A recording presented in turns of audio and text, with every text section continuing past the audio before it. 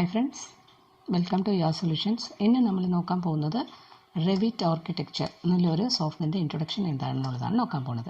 നമ്മൾ double click ചെയ്യുമ്പോൾ തന്നെ നമുക്ക് കിട്ടുന്ന ആറിന് പറയുന്നത് ഐക്കൺ, പിന്നെ ഓട്ടോഡെസ്ക് കമ്പനിയാണ്. Revit 2017 ഉള്ളതാണ് വേർഷൻ. പിന്നെ നമുക്ക് കിട്ടുന്നത് ഈ സ്റ്റാർട്ടപ്പ് വിൻഡോ ആണ്. ഇതാണ് സ്റ്റാർട്ടപ്പ് വിൻഡോ. ഇതിനകത്ത് പ്രോജക്ട്സ് പിന്നെ ഫാമിലീസ് എന്ന് പറഞ്ഞ് രണ്ട് സെഷനായിട്ടാണ് കിടക്കുന്നത്. പ്രോജക്ട്സ് എന്ന് പറയുന്നത് RVT ഫയൽ എന്ന് പറഞ്ഞാൽ Revit ഫയൽ.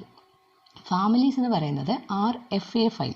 ഒരു project file can contain a family file, but family ഫയലിനകത്ത് നമുക്ക് RVT ഫയലിനെ ഇൻക്ലൂഡ് ചെയ്യാൻ പറ്റത്തില്ല. പക്ഷേ പ്രോജക്റ്റ് ഫയലിനകത്ത് നമുക്ക് ഫാമിലി ഫയലിനെ ഇൻക്ലൂഡ് ചെയ്യാം. പിന്നെ ആ ആറിന് കാണുന്നതാണ് അപ്ലിക്കേഷൻ മെനുവിനകത്ത് നമുക്ക് എന്തൊക്കെയാണോ ഉള്ളതെന്നുള്ളതാണ് നമ്മൾ അതിനകത്ത് കാണിച്ചിരിക്കുന്നത്. പിന്നെ പ്രോജക്ട്സിനകത്ത് നമുക്ക് ഡിഫറെൻറ്റ് ടൈപ്പ് ഓഫ് ടെംപ്ലേറ്റ്സ് ആണ് ഉള്ളത്. കൺസ്ട്രക്ഷൻ ടെംപ്ലേറ്റ്, ആർക്കിടെക്ചറൽ ടെംപ്ലേറ്റ്, പിന്നെ structural template, mechanical template. Mechanical template MEPയിൽ വരുന്നതാണ്. സ്ട്രക്ചറൽ ടെംപ്ലേറ്റ് നമ്മുടെ ലോഡ് അനാലിസിസ് അങ്ങനെയൊക്കെ ഒരു ബിൽഡിങ്ങിൻ്റെ സ്ട്രക്ചറലിനെ കുറിച്ച് സ്റ്റഡി ചെയ്യുന്ന ടെംപ്ലേറ്റ്സ് ആണ്. ഇതിനകത്ത് കൺസ്ട്രക്ഷൻ ടെംപ്ലേറ്റ്, ആർക്കിടെക്ചറൽ ടെംപ്ലേറ്റ് രണ്ടും സെയിം തന്നെയാണ്. നമ്മൾ ഈ ആർക്കിടെക്ചറൽ ടെംപ്ലേറ്റിനകത്ത് ഒരുപാട് ഡെക്കറേറ്റീവ് ഐറ്റംസ് പിന്നെ ഡിസൈൻസ് കിട്ടുന്നതായിരിക്കും. അപ്പോൾ ഇതിനകത്ത് ഞാൻ ആർക്കിടെക്ചറൽ ടെംപ്ലേറ്റ് ആണ് ഓപ്പൺ ചെയ്യാൻ പോകുന്നത്. ന്യൂ ഓപ്പൺ ചെയ്യുമ്പോഴത്തേക്കും നമുക്ക് ടൈപ്പ് ഓഫ് ടെംപ്ലേറ്റ്സിൻ്റെ അവൈലബിൾ ടെംപ്ലേറ്റ് എന്തൊക്കെയാണ്, നമ്മുടെ ഇൻസ്റ്റാൾ ചെയ്തിരിക്കുന്ന ഫയലിനകത്ത് എന്തൊക്കെയാണ് അവൈലബിൾ ടെംപ്ലേറ്റ്സ് എന്ന് നമുക്ക് കാണിക്കും. എന്നിട്ട് അതിനകത്ത് നമുക്കൊരു ടെംപ്ലേറ്റ് നമ്മുടെ ആവശ്യം അനുസരിച്ച് നമ്മൾ സെലക്ട് ചെയ്യുന്നതാണ്. നമ്മൾ Revit ആർക്കിടെക്ചറാണ് പഠിക്കാൻ പോകുന്നത്. സോ ഞാൻ ആർക്കിടെക്ചറൽ ടെംപ്ലേറ്റ് ആണ് ഓപ്പൺ ചെയ്യാൻ പോകുന്നത്. നേരെ ഓക്കെ കൊടുക്കുക. ഇതിനകത്ത് പ്രോജക്റ്റ് ആണ് എടുക്കേണ്ടത്, പ്രോജക്റ്റ് ടെംപ്ലേറ്റ് അല്ല. Project create new project okay കൊടുക്കുമ്പോഴത്തേക്കും നമുക്ക് ഇങ്ങനെ ഒരു പുതിയ പ്രോജക്റ്റ് ഫയലാണ് ഓപ്പണായി വരുന്നത്. ഇതിനകത്ത് ഡീഫോൾട്ടായിട്ട് പ്രോജക്റ്റ് ബ്രൗസറും പ്രോപ്പർട്ടീസും ഓപ്പൺ ആവുന്നതാണ്. അത് ഇല്ലെന്നുണ്ടെങ്കിലും എങ്ങനെ എടുക്കുന്നുള്ളതും പറയാം. ഓക്കെ,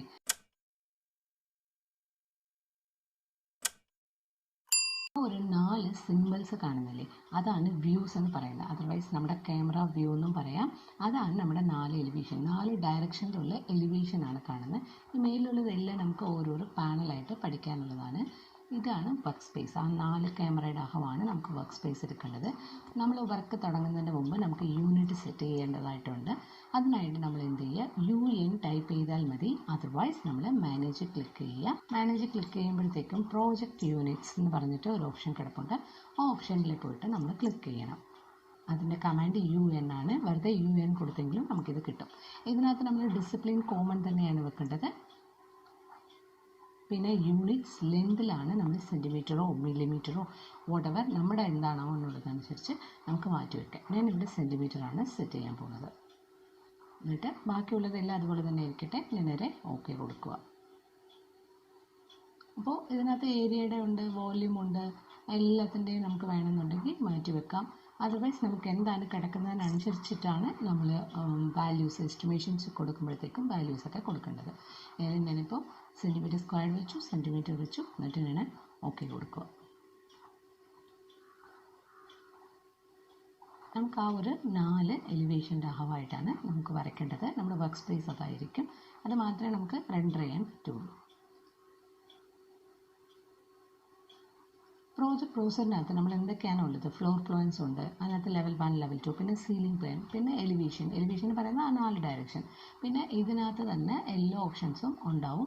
അതിൽ നിന്ന് നമ്മൾക്ക് എടുക്കാം. പ്രോപ്പർട്ടീസ് എന്ന് പറയുന്നത് നമ്മളിപ്പോൾ ഏതാണോ വ്യൂവിലിരിക്കുന്ന ആ വ്യൂയുടെ പ്രോപ്പർട്ടീസാണ് പ്രോപ്പർട്ടീസ് എന്ന് പറഞ്ഞ് നമുക്ക് താഴെ കിടക്കുന്ന ആ ഒരു വിൻഡോവിനകത്ത് കാണിക്കുന്നത്. ഇത് രണ്ടും സപ്പോസ് നിങ്ങൾക്ക് ഇല്ലെന്നുണ്ടെങ്കിലും നമ്മൾ എങ്ങനെയാണ് അത് എടുക്കുന്നതെന്ന് പറഞ്ഞു കഴിഞ്ഞാൽ, വ്യൂ എടുക്കുക, യൂസർ ഇൻ്റർഫേസ് എന്ന് പറഞ്ഞ് അവിടെ കാണും. അതിനകത്ത് ക്ലിക്ക് ചെയ്യുമ്പോഴത്തേക്കും ആ പ്രോജക്റ്റ് ബ്രൗസർ പിന്നെ പ്രോപ്പർട്ടീസ് എന്നുള്ളത് നമ്മൾ ചെക്ക് ചെയ്ത് വിട്ടെങ്കിൽ വിസിബിളായിരിക്കും. നമ്മൾ എലിവേഷനാണ് എടുക്കാൻ പോകുന്നത്.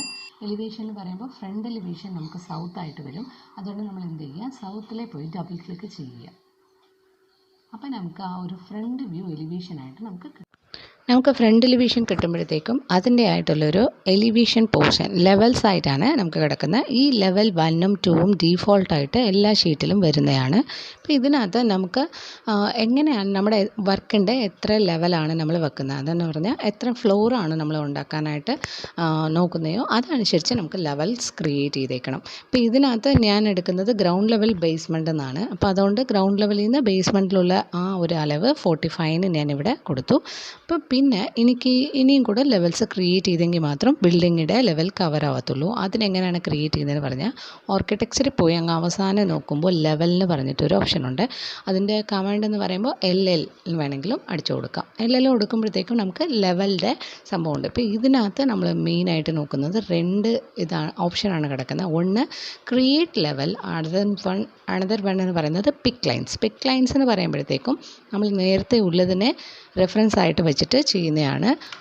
ആദ്യത്തെ ഇരിക്കുന്നത് ക്രിയേറ്റ് ചെയ്യുന്നത്, പുതിയതായിട്ട് ഒരെണ്ണം ക്രിയേറ്റ് ചെയ്യുക. ഞാൻ പിക്ക് ലൈൻസ് ആണ് എടുത്തിരിക്കുന്നത്. ആ പിക്ക് ലൈൻസ് അനുസരിച്ച് എത്ര ഗ്യാപ്പിലാണ് എനിക്ക് വേണ്ടതെന്നുള്ളത് ഓപ്സെറ്റിൽ കൊടുത്തിട്ട് ഞാൻ അത്രയും ലെവൽസ് ക്രിയേറ്റ് ചെയ്ത് കഴിഞ്ഞു. നമ്മൾ ക്രിയേറ്റ് ചെയ്യുമ്പോൾ തന്നെ സീലിംഗ് പ്ലാന്, ഫ്ലോർ പ്ലാൻസ് എല്ലാത്തിനകത്തും നമുക്ക് ആ ലെവൽ റിഫ്ലക്റ്റ് ആവുന്നതായിരിക്കും.